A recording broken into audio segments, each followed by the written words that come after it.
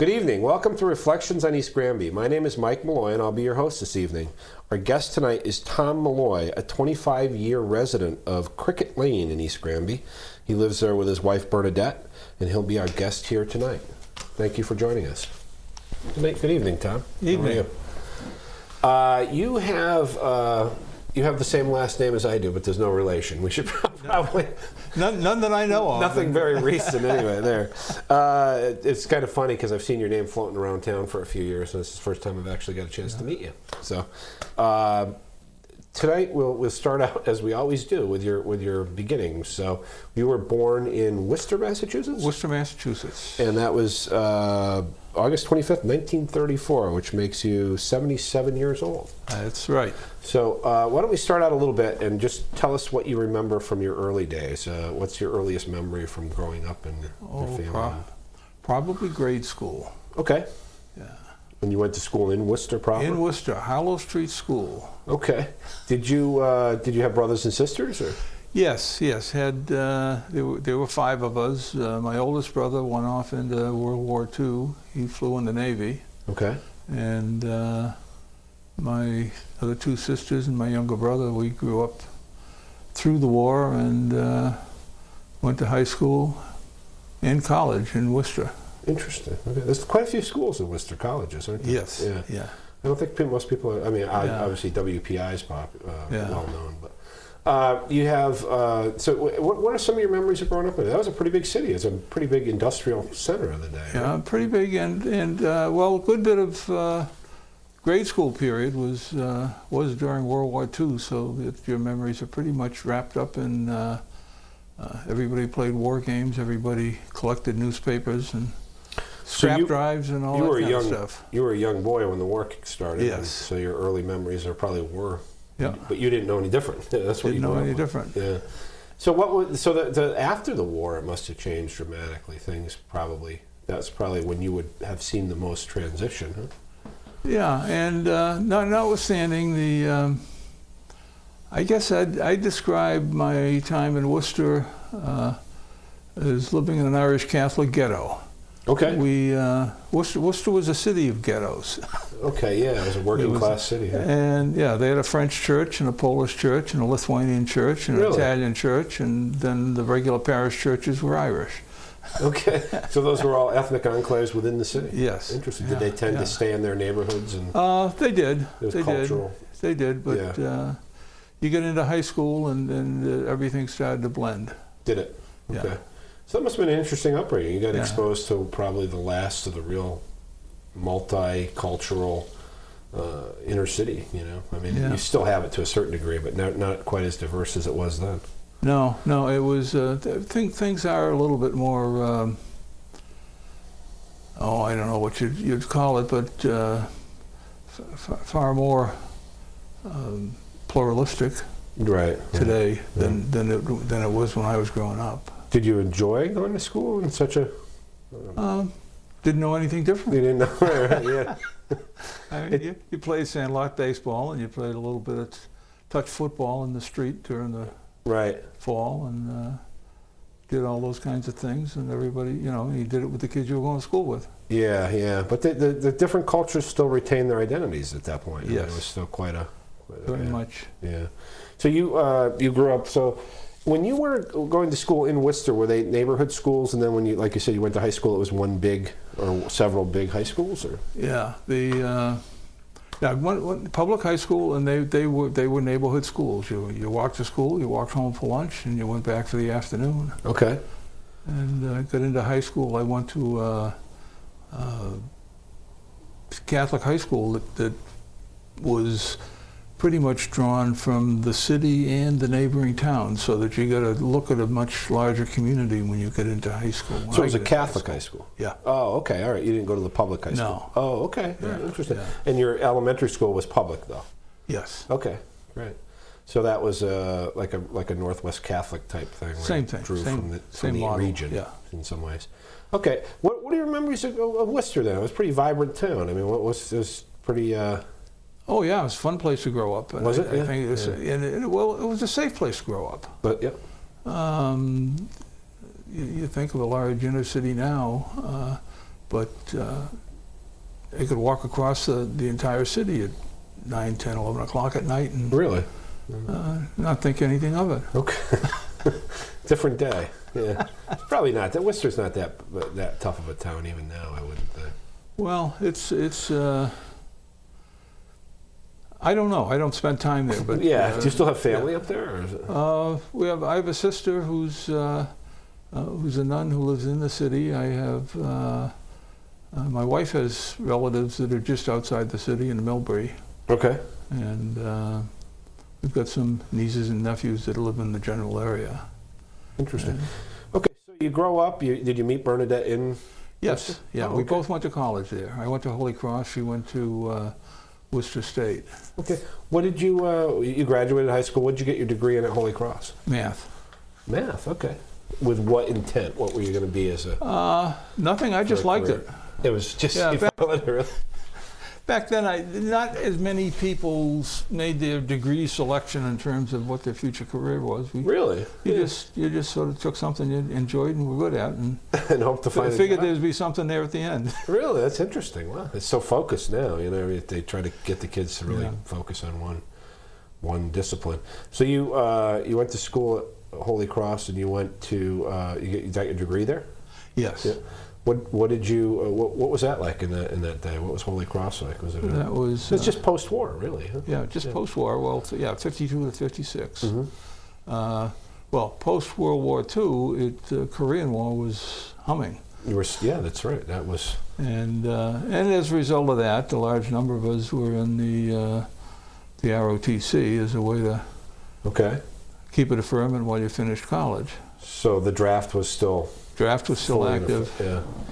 So you enlist, and you in order to stay in college, you become part of the ROTC program. Is that That's right. Yeah. And what did you? So you must have had to serve at some point. Right. You had 3 years after graduation. At that point, the original contract had us all going to flight training because that's what they wanted over in Korea. Okay. And by the time I actually got in the service in '57. Korea had worn down, and so that they weren't that interested in people going to flight school anymore. So they weren't in need of as many pilots. So, yeah. Well, they said if you still want to go to flight school, you can extend your contract for another year. And I said I didn't want to fly that bad. So they wanted to tie you up for another year in order to. Yeah. So what did you get? What did you go in the military? You were in Air Force, or was it? I was in the Air Force. Okay. Yeah, in the Air Force, and. Did some training in electronics at Keesler Air Force Base down in Biloxi, Mississippi. Interesting. And then spent the rest of the time out in the West Coast, north of San Francisco. So it was an opportunity for kids who maybe wouldn't have traveled to get around quite different places. Oh, yeah. What part of California were you? Just north of Marin County, north of San Francisco. Oh, it's beautiful up there. Yeah, that was before it was a bedroom community. I mean, there was nothing but ranches and orchards. Really? Wow. In an Air Force base. Yeah, right. Okay, so you did your time for Uncle Sam, and did the training you have there transfer anywhere into your career, or was that not really? Yeah. Not really. Yeah, you had a number of specialties you could train in. Typical military, they had forecasted what their particular shortage or replacement needs were, and they gave you a list of schools you could sign up for. And I signed up for electronics because I had never had too much exposure, and I knew I'd never get any exposure later on, so I figured, let's see something different. Once again, you followed your interest at some point, and you just thought it would be interesting. Okay, so now you went to Holy Cross, you had gotten your degree, you went to the military, now you're 8 years out of high school. You had already, were you married yet, or had you? Yeah, we married. I married pretty much a year after we got out of college, and just as we were going in the service. Okay. And so, in that year between college and going in the service, I had made my contact with Connecticut General. Mm-hmm. Insurance company? Insurance company, okay. And had started getting involved in actuarial work. Okay. And got out of the service and came back to Connecticut General here in Hartford. Okay, so that was your training. Your math degree was as an actuary. Well, it was just general math, and then the actuarial program. You ended up taking a series of exams to get professional certification. Now, when you went to school, was the training in that vein? I mean, was that your goal to become an actuary, or to just do something? I mean, as you went through your years, obviously you said when you started. But I wasn't even aware as to what an actuary was until, okay. until my junior year. But you had the background, and you saw that this had was the math background. And what piqued your interest in becoming an actuary? The jobs, or? The character of the work. That you continue to use your math, and I did a summer internship down here in '55, between my junior and senior year. Okay. And really didn't see what the work really was. You'd never do as an intern. You're more of a gopher. Right. Yeah. Right. But it had an interest, and it paid well. And that was, by the time you hit your senior year, that's something you were looking for. Right. Yeah, you're thinking about what you're going to do with this degree, right? So you started to think about it at that point, at least. Yeah. Right? So you saw that possibility was there, and so why don't you tell the audience? Because not everybody knows, what does an actuary do? An actuary is basically someone who's schooled in statistics and probability and a number of other math fields that works with the insurance company, establishing premiums and rates. Also, there's an offshoot of that is could be heavily involved with insurance, with financial accounting. Okay. So it's like an overview of accounting, or is it like macro accounting? What would you? No, it's more of the corporate accounting. Okay. For the insurance company. So it's keeping their books in order. Right. Okay. So where would in terms of risk analysis and stuff like that? What did you do? I spent my last 25 years or so, I spent as a pension consultant for large corporations. Okay. Doing the arithmetic relative to what their recommended contribution ought to be to a pension plan, such that as people matured through their operation and retired, they'd have enough money around to pay their pensions. Okay, so you were trying to establish what they needed to set aside in order to fund. And that was all involved in probability and statistics and longevity of people and things of that nature. It sounds simple, but I guess you got to figure out how many of these people are going to work here, how long are they going to stay, it can get pretty complex. Are they going to qualify for pension? And right.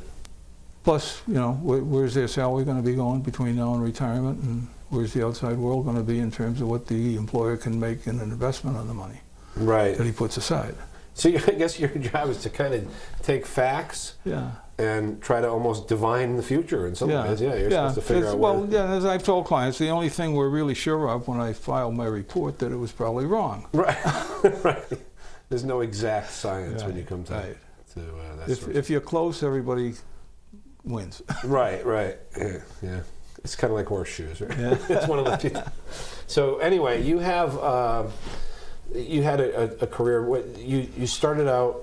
You're on the West Coast. Where did you move when you came to Connecticut to work for Connecticut Journal? Yeah, we lived in a small place down in Hartford, and then bought a home. Eventually, bought a home in Hartford, and lived in the Blue Hills area for up through the mid '80s.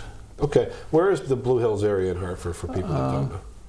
It's up in the northwest corner. Kind of butts like Bloomfield and... Yeah, butts Bloomfield, Windsor. Bloomfield, West Hartford corner. Okay. Yeah. And you bought a house there and settled in Hartford. Okay. Yeah. Interesting. So what year was that approximately? Well, we moved, got out of the service in 1960, rented here and there for a while, and actually bought and settled in that area about 64, 65. Okay. Was that that was just past the real building boom? So you must have bought an existing house. That was yes. Yeah. Okay. Yeah. And Hartford was pretty built anyway. Yeah. Really pretty well built up. Yeah. The neighborhood we moved into had been built up in the 20s. Okay. So you lived in Hartford until you moved to East Granby? Is it? Yeah. Okay.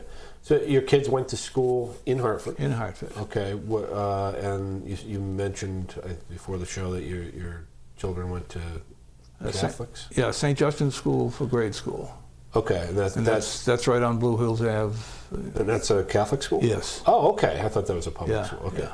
And then where did they go from And there? then 2 girls went to Northwest Catholic, and the 2 boys went over to Loomis. Okay. Now, what were your children? What are your children's names, or what were you? Yeah, the girls were older, Catherine and Mary, and the boys were Chris and Justin. Okay. And you had them in the 60s? So In the 60s, yeah. Part of the big, kind of the tail end of the big baby boom. Yeah. Okay. So, what was it like living in Hartford in that day? I mean, you lived there till 1987? Yeah, it was, looking back, you didn't realize it at the time, but looking back, it was very interesting and kind of exciting.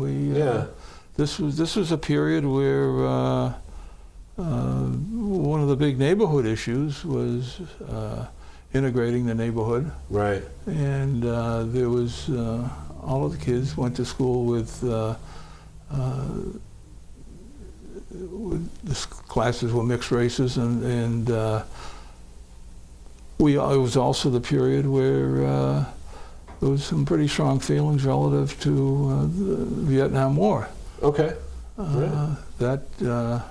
We got involved in a couple of marches, my wife and I, and every once in a while one of the kids would do a regular Saturday afternoon march down in front of the Federal Building downtown, along with a larger number of other people. Yeah. Yeah, people with concerns about the Vietnam War. Yeah, and just feeling like you ought to make a statement. How did you get involved with that movement? Is it just a personal concern, or was there? Well, it was an awareness. Okay. Yeah, I think I've always remembered a point. There was Pete Seeger had a folk song where he described a woman in Washington State who was an immigrant from Germany, who said she always worried about what she would tell her kids when they asked her, well, what did you do? Right. During the 30s in Germany. So I think part of our motivation was to show our kids what we felt and what we do. Walk the walk. Yeah. Yeah. So it's you had just gotten out of the military. You had just served your time, and you found that you had concerns about the direction. Yeah. So what era was that? When did you get involved with that movement? That would have been the late 60s. Okay, so your children were young still, right? Yeah. Late 60s, early 70s, and through that period when a lot of people were getting involved in different dimensions. Now, Hartford also had some serious issues in terms of rioting and stuff in that era. Were you there during that, or through that period? The only significant one that I recall is one that happened in August of a year when the whole family was on vacation. So we're down the Cape. Okay. And we learned about it when we got a local radio station on our way back. Really? Wow.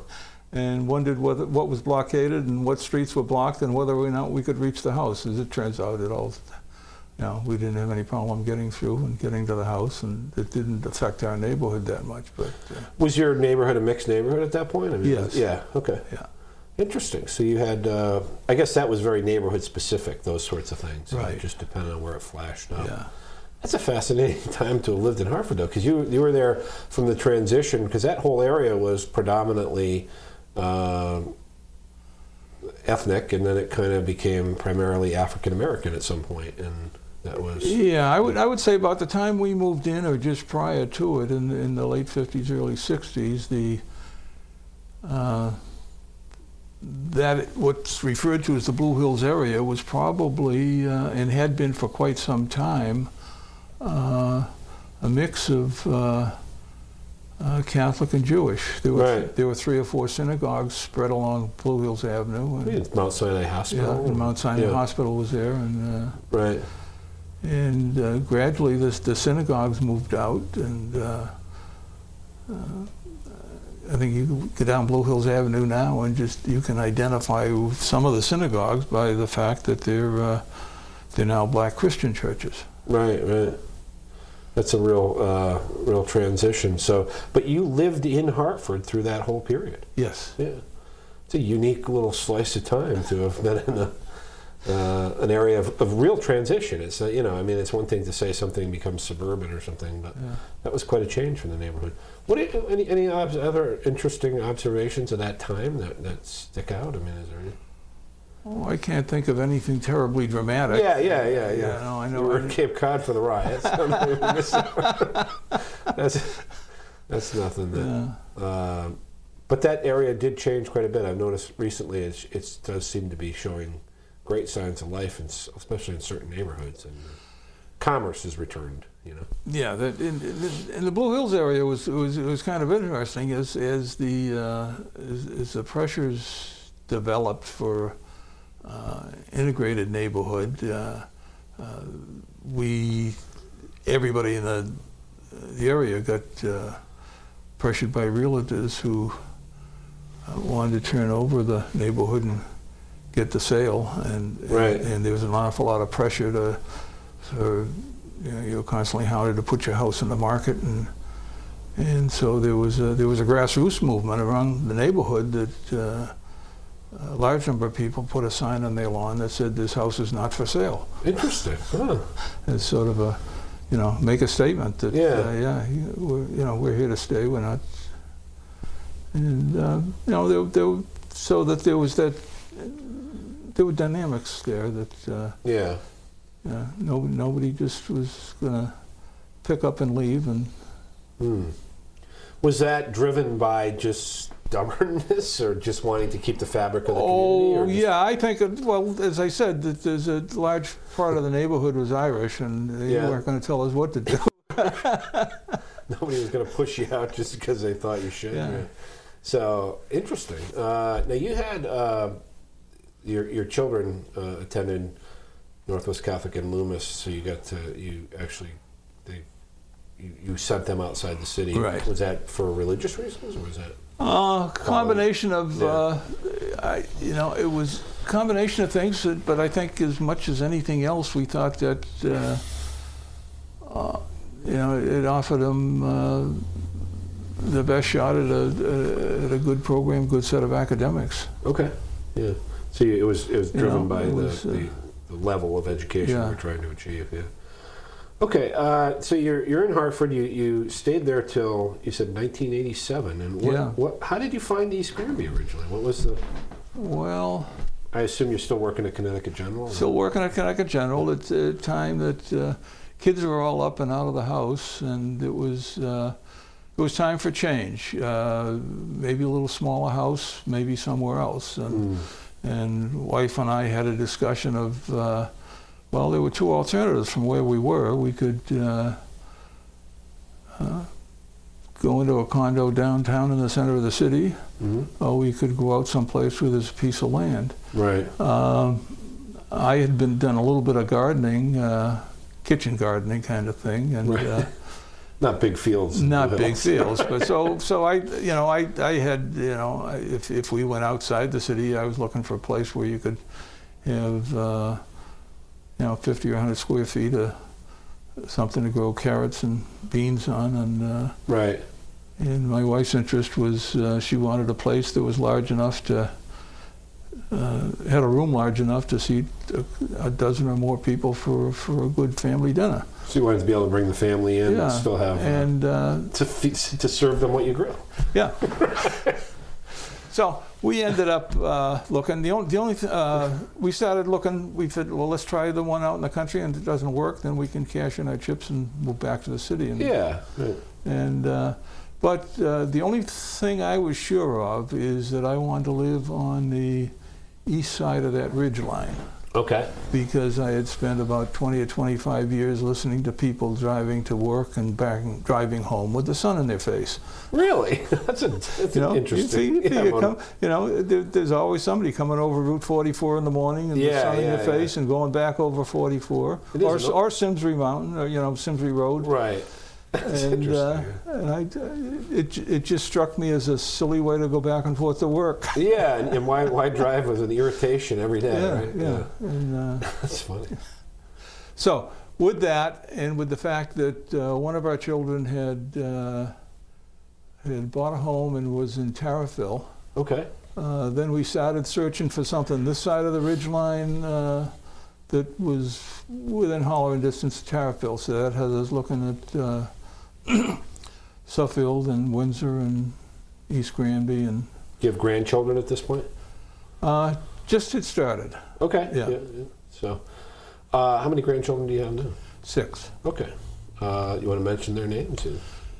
Sometimes that's you challenge me. I know.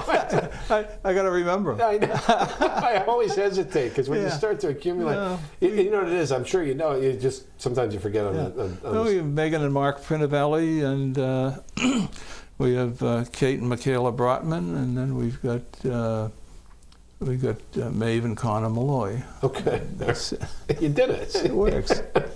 All right, so you get the family bonus for this round. So anyway, you're in Tarryville. Did you contact a real estate agent and say you wanted to stay within a certain range, or did you just come out and drive around? Or?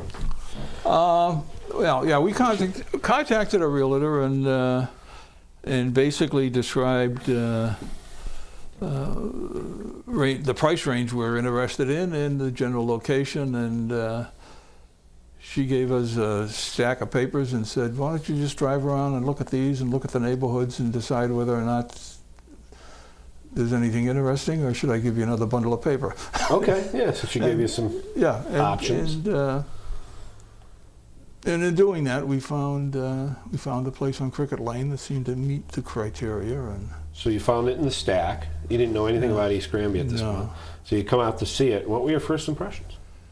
Well, my wife's first impression is she said, I think that's the house. Really? Okay. That was the first on the curb. On the curb. No, not the first one. Okay, all right. We'd drive by several that we didn't have an interest in, and looked at another 2 or 3. Okay. And then this one, it just, the typical process that we had a lot of time. We weren't pressed. We weren't having to move, and so that we took our time. Search might have gone over a 3 or 4 month period. Okay, so you found this house. You drove up to it. What were any impressions of East Granby when you first drove into town? Not really. That's the south end of town, so you probably didn't see much of it initially. So never even knew where the center was. Some people still have trouble finding it. So you have, you saw it was the house that kind of sold you. Yeah. Yeah, in the neighborhood, obviously. And the reasonable closeness to Tarryville, which was one of our criteria. Yeah, you're only like 3 or 5 minutes from Tarryville. Right. A lot closer than we had been willing to settle for. Right. So you come to East Granby when you bought the house. Yeah. You move in. What started to impress you about the town? Anything? Was there anything that jumped out at you? Or? After moving out of Hartford, it was quiet. Less noise. Quiet. That's I can imagine. Yeah. It was quiet. Yeah. And for me personally, it was a longer commute. Okay. Yeah, right. But it's not that bad going into Hartford from this direction. No. Well, and it's interesting, you go straight down 87, you don't bother going out on the highway. No, unless it's a big accident. And there's a lot of ways to detour that way, too, if there is a problem. Yeah. So it's quiet and the commute's longer. Anything else that you remember? Not really. We gradually introduced ourselves into the neighborhood. It's interesting, the number of the people we're friends with now, we weren't in East Granby during that period when your kids are growing up and you get to know the neighborhood. That's right. That's the way most people get to know each other. Yeah. So there was another drill of making connections. And well, how did you do that? What was it? Well, Bernie made connections through the neighborhood. I think a lot of our connections also came as through church. We were over at St. Bernard's in Tarryville. Okay. And so that you started meeting people through that connection as well. Okay.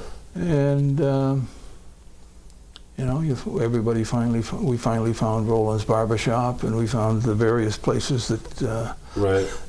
Well, you had your daughter right in Tarryville too. So is that your daughter? Yeah. So basically, it was mostly just living your life. You gradually, integrated and met people. And Yeah. Is there anything that was unique that as you got to know the town, is there anything that struck you as being...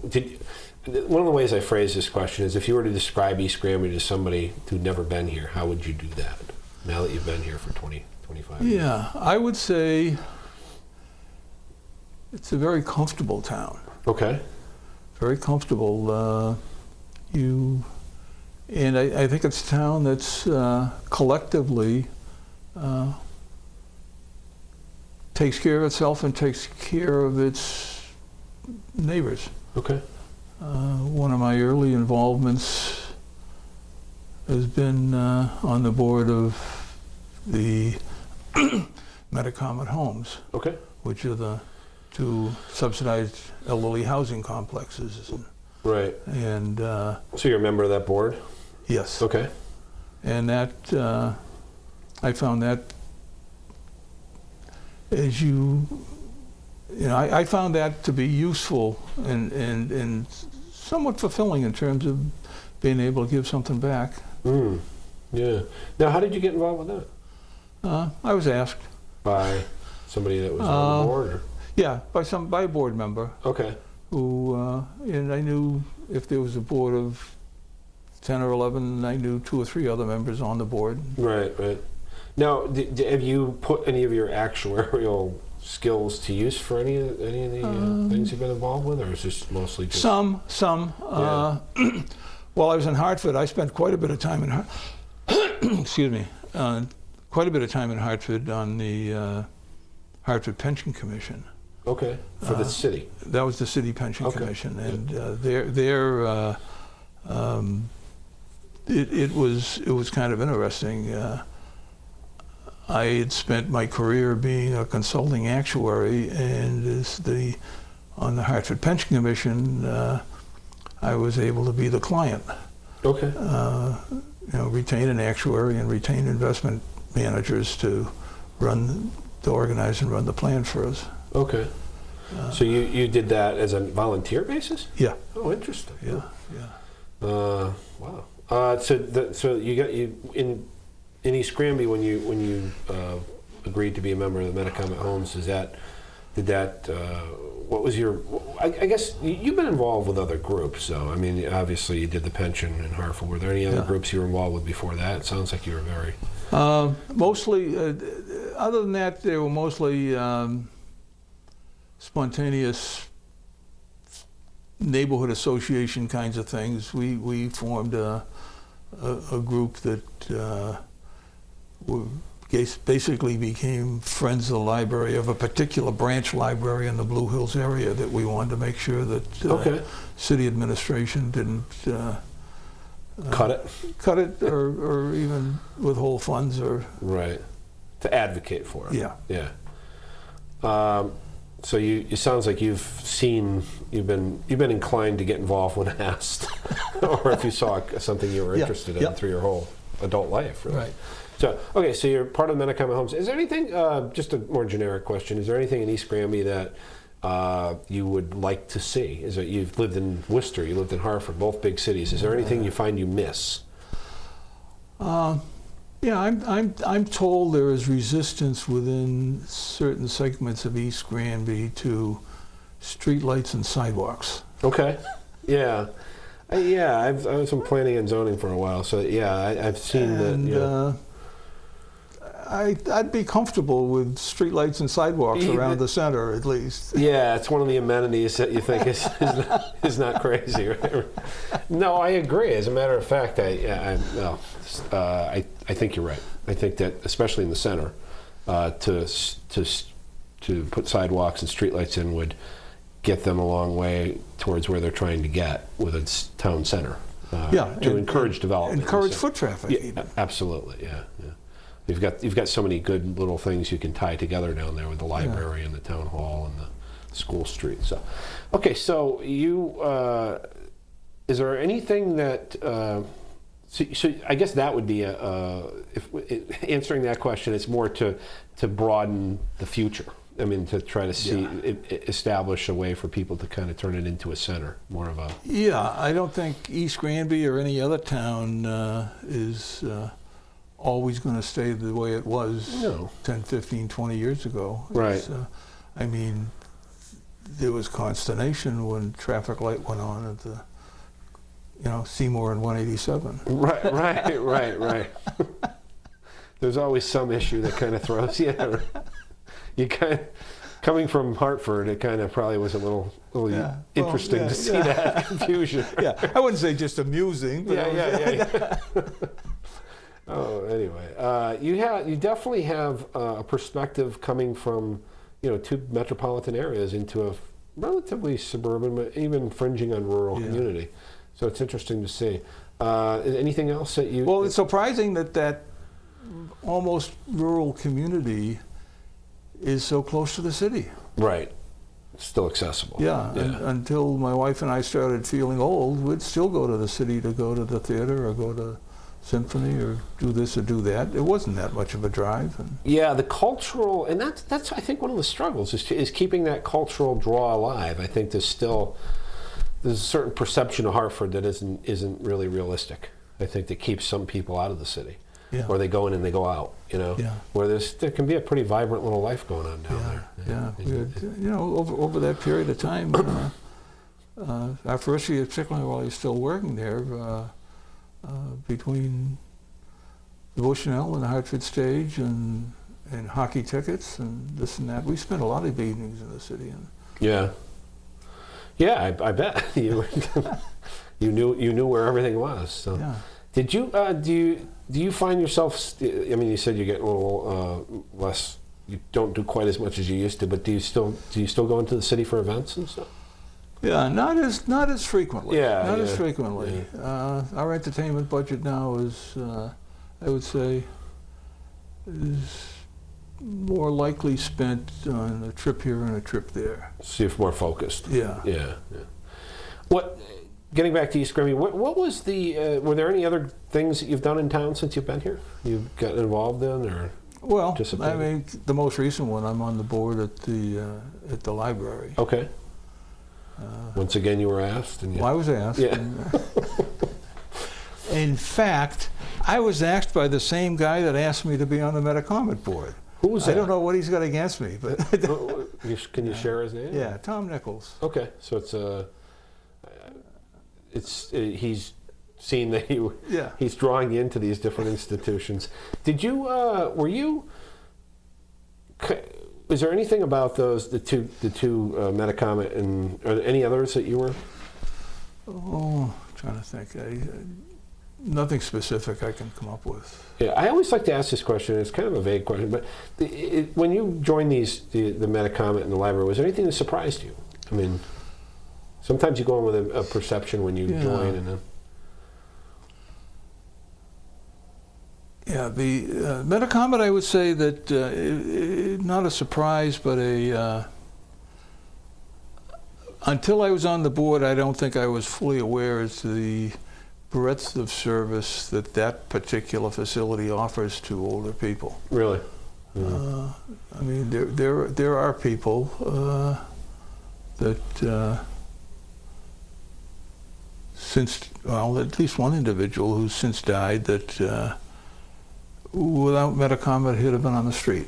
Really? Okay. And that's saying something. Yeah. Yeah, that's quite a service to the community when you're providing habitation for people. Yeah. So you, what about the library? Anything interesting about the library?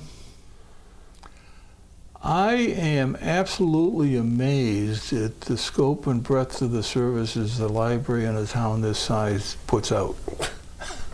That's why I asked the question, because it always amazes me too that it's such a high caliber library for such a small town. Yeah. And it's a combination of the director and the board of directors that the director goes out of her way to find things to do and spend money, and we try to make sure that there's enough money to do half of what she wants. There you go. Yeah, the sky's the limit when you're doing something like that. If you had this is kind of segueing off the earlier question. If you had a magic wand and you could do one thing for the town other than sidewalks, what would it be? Okay.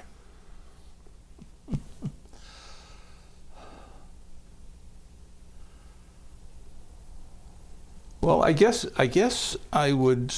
I'd go along with what I heard for a selectman say at one point. Somewhere along our commercial space on Route 20, a nice, big, hard industrial outfit that's got a lot of taxable equipment. Okay. So something to draw a big tax base for the town. Yeah. Yeah, or to establish it. Right, for real. right. That's an interesting wish. I don't think so. A huge taxable property. Yeah. That would go a long way to allow other things in East Granby mature and happen. Yeah, it would certainly stabilize things financially. Yeah, that would help. That's great. You grew up through a very interesting era. Now, I'm going to ask you a question. Is there anything? The last guest I asked this the first time, and I guess didn't get. I'm curious what kind of responses I'll get. So, is there anything today that can? What's the biggest concern you have for society or the world today? The big question. Yeah, the big question. Yeah. Is I wish all these mature adults we send to Washington would stop acting like children. Okay. So that's a concern you have, is that the behavior they're exhibiting isn't beneficial to the country. Yeah. Okay. That's interesting. I guess that would solve a lot of the other problems, wouldn't it? Well, or at least give us different problems. At least we have an intelligent discussion about the problem. That's great. And how about kids growing up today? If there was advice you could give to children growing up today, would there be anything? I mean, you have grandkids, you have kids, you've been through quite a interesting slice of history. If you could give advice to, say, a teenager today, what would that be? Keep your head down and get an education. There you go. Sounds like a true, it's a good military motto. All right. So I don't think that people growing up in your generation, I don't think there's many generations prior to that saw so much change in such a short period of time. I mean, you've gone from a period where there was still true segregation in the cities to, the computer age. So any other interesting observations you had? I tell you, as we were going through the Worcester phase, I'd sort of passed over because probably the biggest single memory I have of my period in Worcester was in 1953. Okay. June of that year, Worcester had a tornado that killed 96 people. That's right. Wasn't it an F4 or F5? Yeah, it went through half the state, didn't it? It was massive. Yeah. Massive. And I was coming home from work at the time, saw it in a distance, and then spent the rest of the summer in a couple of construction projects rehabilitating some of the housing. Really? But wow. it was an event. I got the main street in the city that maybe it'd be the equivalent of Farmington Avenue in our area. We lived there, and the street out of one of the impacted areas, there were people in the back of pickup trucks coming down looking for a hospital. Really? Yeah. One of those almost a war-like scene. Huh? Yeah. Did you actually see the tornado, or did you just kind of drive into the No, chaos? saw the tornado. We were coming home from Framingham. Okay. And there's a bridge, Route 9, that crosses the low end of Lake Quinsigamon, which is a rather long lake in the eastern border of the city. I think you cross it on one of the highways when you're cutting through the city, don't you? You do. Yeah. And Route 9 crosses the base of it. Okay. And we could look up the lake and see the tornado coming across the top of it. Our first recollection, or my opinion, you saw it and thought there were newspapers blowing around in a little dust storm, and then you realized that was the roof of the house. Wow. Quite a sight. Yeah. Huh? Yeah. So you drove home and you found the... Drove home, got home, washed up, went out, found the neighborhood gang. Yeah. And actually, at that point, there was nothing we could do. We trailed along and tried a couple of hospitals to see if there was a need for blood donation or things of that nature. Right, right. The normal civic stuff you do in a crisis, yeah. you just kind of go into default mode at that point. Yeah. Wow, that must have been surreal, though. Yeah. To see something you only see in Wizard of Oz, really. Yeah, You know? yeah. You don't see tornadoes like that in New England very often. So, is any other historical before we wrap up? Anything else from your? Oh no, I can't think of. Nothing comes to mind quickly. Okay, that was quite an impact, though. I can imagine going through something like that. Yeah. Well, Tom, it's been a pleasure having you here tonight, and it certainly sounds like you've enjoyed your time in East Granby and pitched in and helped out where you can, and I hope you enjoy your years here. So I appreciate you coming on tonight. Okay. Thank you for joining us. Enjoyed it. Well, thanks for joining us for yet another episode of Reflections on East Granby. Our guest tonight was Tom Malloy of Cricket Lane in East Granby. Once again, you can view this online at www.gctv16.org. You can pull up the online prompt for Reflections and pull down any one of the shows we've taped so far. Just to note that GCTV is always looking for volunteers to help tape or produce their own programs, and if you're interested, certainly contact us through the website. Appreciate you joining us here tonight, and have a nice evening. Thank you.